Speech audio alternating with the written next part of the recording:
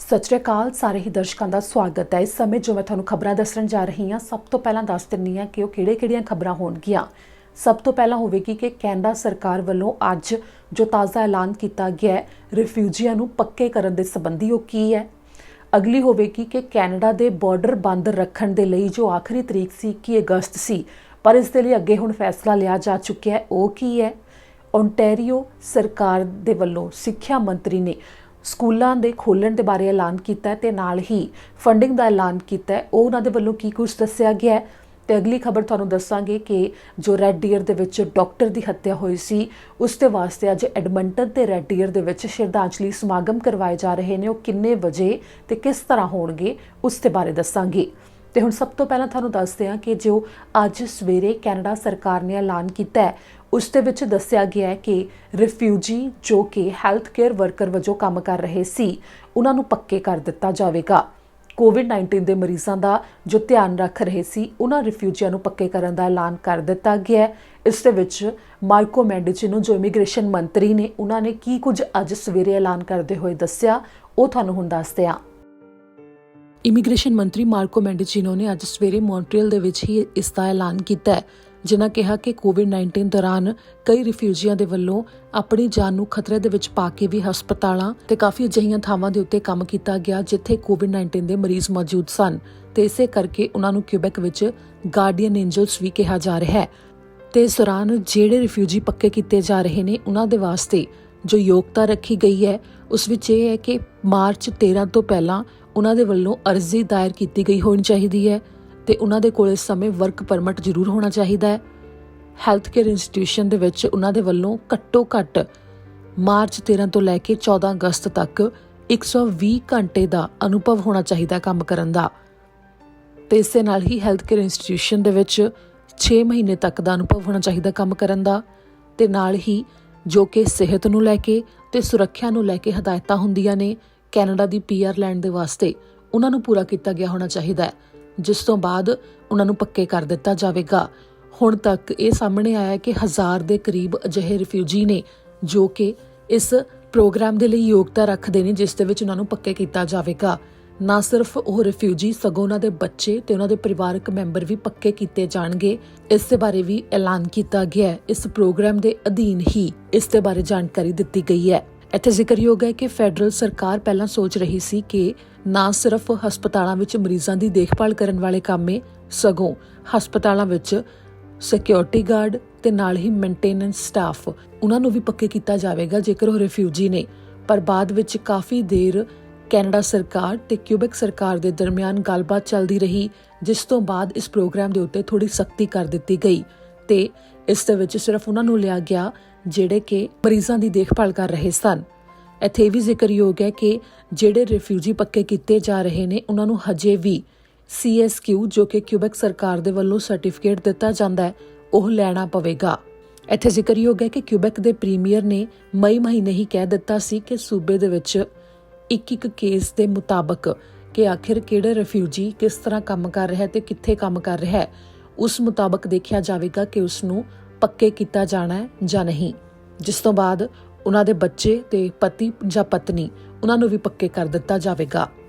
ਇੱਥੇ ਜ਼ਿਕਰਯੋਗ ਹੈ ਕਿ ਮੌਂਟਰੀਅਲ ਦੇ ਵਿੱਚੋਂ ਕਾਫੀ ਰਿਫਿਊਜੀ ਲਗਾਤਾਰ ਮੰਗ ਕਰ ਰਹੇ ਸਨ ਕਿ ਉਹਨਾਂ ਨੂੰ ਪੱਕੇ ਕੀਤਾ ਜਾਵੇ ਕਿ ਕੋਵਿਡ-19 ਦੌਰਾਨ ਵੱਖੋ ਵੱਖਰੇ ਅਦਾਰਿਆਂ ਵਿੱਚ ਅਸੈਂਸ਼ੀਅਲ ਵਰਕਰਸ ਵਜੋਂ ਉਹਨਾਂ ਨੇ ਕੰਮ ਕੀਤਾ ਹੈ, ਪਰ ਉੱਥੋਂ ਦੇ ਹੁਣ ਸੰਗਠਨ ਇਸ ਦੇ ਉੱਤੇ ਨਾਰਾਜ਼ਗੀ ਦਾ ਪ੍ਰਗਟਾਵਾ ਕਰ ਰਹੇ ਨੇ ਕਿ ਸਿਰਫ ਮਰੀਜ਼ਾਂ ਦੀ ਦੇਖਭਾਲ ਕਰਨ ਵਾਲਿਆਂ ਨੂੰ ਹੀ ਪੱਕੇ ਕੀਤਾ ਜਾ ਰਿਹਾ ਹੈ, ਕਿਉਂਕਿ ਹੋਰ ਵੀ ਕੋਵਿਡ-19 ਦੇ ਦੌਰਾਨ ਬਹੁਤ ਅਜਿਹੇ ਕੰਮ ਸਨ ਜੋ ਲਗਾਤਾਰ ਉਹਨਾਂ ਦੇ ਵੱਲੋਂ ਕੀਤੇ ਗਏ ਤੇ ਉਸ ਸਮੇਂ ਵੀ ਉਹ ਆਪਣੀ ਜ਼ਿੰਦਗੀ ਨੂੰ ਖਤਰੇ ਵਿੱਚ ਪਾ ਰਹੇ ਸੀ, ਜਿਸ ਨੂੰ ਲੈ ਕੇ ਨਾਰਾਜ਼ਗੀ ਦਾ ਪ੍ਰਗਟਾਵਾ ਵੀ ਕੀਤਾ ਗਿਆ। ਉਧਰ ਕੈਨੇਡਾ ਤੇ ਅਮਰੀਕਾ ਦੇ ਬਾਰਡਰ ਬੰਦ ਰੱਖਣ ਦੀ ਤਰੀਕ ਸੀ ਜੋ ਆਖਰੀ ਉਹ ਅਗਸਤ 21 ਤੱਕ ਰੱਖੀ ਗਈ ਸੀ, ਜਿਸ ਤੋਂ ਬਾਅਦ ਕਿਆਸ ਲਗਾਏ ਜਾ ਰਹੇ ਸਨ ਕਿ ਬਾਰਡਰ ਸ਼ਾਇਦ ਖੋਲ੍ਹ ਦਿੱਤੇ ਜਾਣ, ਪਰ ਅਜਿਹਾ ਨਹੀਂ ਹੋ ਰਿਹਾ। ਇਸੇ ਲਈ ਨਵੀਂ ਅਪਡੇਟ ਅੱਜ ਕੈਨੇਡਾ ਸਰਕਾਰ ਦੇ ਵੱਲੋਂ ਦਿੱਤੀ ਗਈ ਹੈ, ਉਹ ਤੁਹਾਨੂੰ ਹੁਣ ਦੱਸਦੇ ਹਾਂ। ਗੈਰ ਜ਼ਰੂਰੀ ਕੰਮਾਂ ਦੇ ਵਾਸਤੇ ਯਾਤਰਾ ਕਰਨ ਦੇ ਉੱਤੇ ਲਗਾਈ ਗਈ ਪਾਬੰਦੀ ਨੂੰ ਅੱਗੇ ਹੋਰ ਜਾਰੀ ਰੱਖਿਆ ਜਾ ਰਿਹਾ ਹੈ। ਕੈਨੇਡਾ ਤੇ ਅਮਰੀਕਾ ਦੇ ਅਧਿਕਾਰੀਆਂ ਨੇ ਇਸ ਦੇ ਉੱਤੇ ਹਾਮੀ ਭਰੀ ਹੈ ਕਿ ਇੱਕ ਹੋਰ ਮਹੀਨੇ ਵਾਸਤੇ ਕੋਵਿਡ-19 ਦੇ ਕਰਕੇ ਨਾਨ ਐਸੈਂਸ਼ੀਅਲ ਟਰੈਵਲ ਦੇ ਲਈ ਬਾਰਡਰ ਬੰਦ ਰੱਖੇ ਜਾਣਗੇ।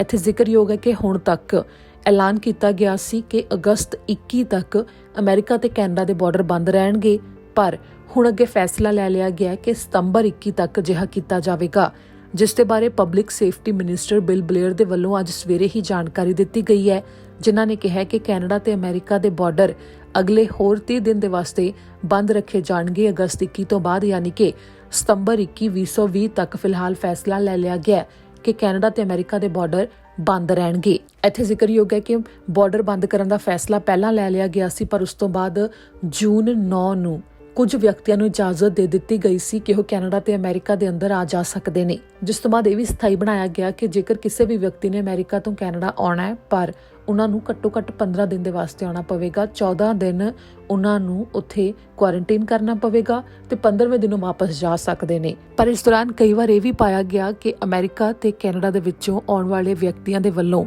ਕਾਨੂੰਨ ਦੀ ਉਲੰਘਣਾ ਵੀ ਕੀਤੀ ਗਈ, ਕਿਉਂਕਿ ਕਈ ਵਾਰ ਅਲਾਸਕਾ ਜਾਣ ਦੇ ਵਾਸਤੇ ਆਉਣ ਵਾਲੇ ਅਮਰੀਕਾ ਵਾਸੀਆਂ ਨੂੰ ਬ੍ਰਿਟਿਸ਼ ਕੋਲੰਬੀਆ ਤੇ ਅਲਬਰਟਾ ਦੇ ਵਿੱਚ ਦੇਖਿਆ ਗਿਆ,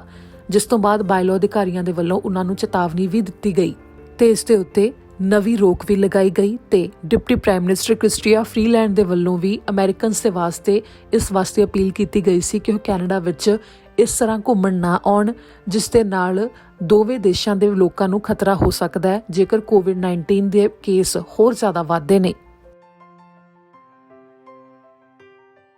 ਓਨਟਾਰੀਓ ਤੋਂ ਸਿੱਖਿਆ ਮੰਤਰੀ ਨੇ ਅੱਜ ਐਲਾਨ ਕੀਤਾ ਹੈ ਕਿ ਫਾਲ ਤੱਕ ਸਕੂਲ ਖੁੱਲ੍ਹ ਜਾਣਗੇ, ਪਰ ਸਕੂਲਾਂ ਦੇ ਵਿੱਚ ਬੱਚਿਆਂ ਤੇ ਸਟਾਫ ਮੈਂਬਰਸ ਦੀ ਸੁਰੱਖਿਆ ਨੂੰ ਸਥਾਈ ਬਣਾਉਣ ਦੇ ਵਾਸਤੇ ਕੋਵਿਡ-19 ਦੌਰਾਨ ਜਿਹੜੇ ਫੈਸਲੇ ਲਏ ਜਾਣਗੇ ਕਿ ਉਹਨਾਂ ਦੇ ਦਰਮਿਆਨ ਵਿੱਥ ਕਿਵੇਂ ਬਣਾ ਕੇ ਰੱਖਣੀ ਹੈ ਤੇ ਸਫਾਈ ਦਾ ਧਿਆਨ ਕਿਵੇਂ ਰੱਖਣਾ ਹੈ ਤੇ ਕਿਹੜੀਆਂ ਹਦਾਇਤਾਂ ਹੋਣਗੀਆਂ ਜਿਨ੍ਹਾਂ ਦੀ ਪਾਲਣਾ ਕਰਨੀ ਜ਼ਰੂਰੀ ਹੈ, ਉਸ ਸੰਬੰਧੀ ਸਾਰੇ ਕੰਮ ਨੂੰ ਲੈ ਕੇ ਜੋ ਫੰਡਿੰਗ ਹੈ ਉਸ ਦਾ ਐਲਾਨ ਕੀਤਾ ਗਿਆ ਤੇ ਨਾਲ ਹੀ ਉਹਨਾਂ ਨੇ ਹੋਰ ਕੀ ਕੁਝ ਕਿਹਾ ਉਹ ਤੁਹਾਨੂੰ ਦੱਸਦੇ ਹਾਂ।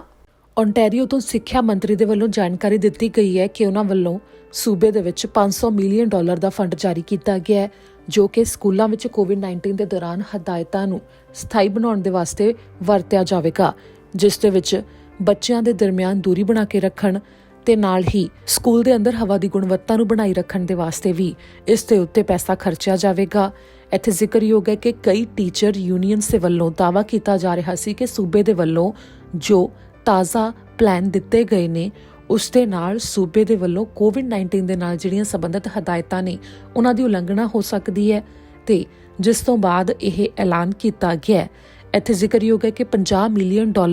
ਵੈਂਟੀਲੇਸ਼ਨ ਸਿਸਟਮ ਤੇ ਨਾਲ ਹੀ $18 ਮਿਲੀਅਨ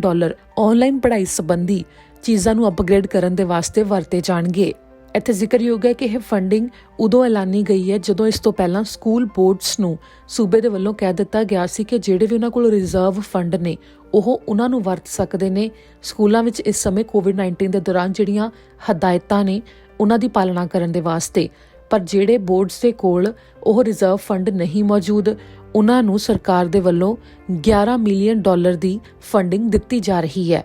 ਜਿਸ ਦੇ ਵਿੱਚ ਕਿਹਾ ਗਿਆ ਕਿ ਬੋਰਡਸ ਆਪਣੇ ਰਿਜ਼ਰਵ ਫੰਡ ਵੀ ਵਰਤਣ ਤੇ ਇਸ ਦੇ ਨਾਲ ਹੀ $309 ਮਿਲੀਅਨ ਸੂਬੇ ਦੇ ਵੱਲੋਂ ਦਿੱਤਾ ਜਾਵੇਗਾ, ਜਿਸ ਦੇ ਵਿੱਚ $60 ਮਿਲੀਅਨ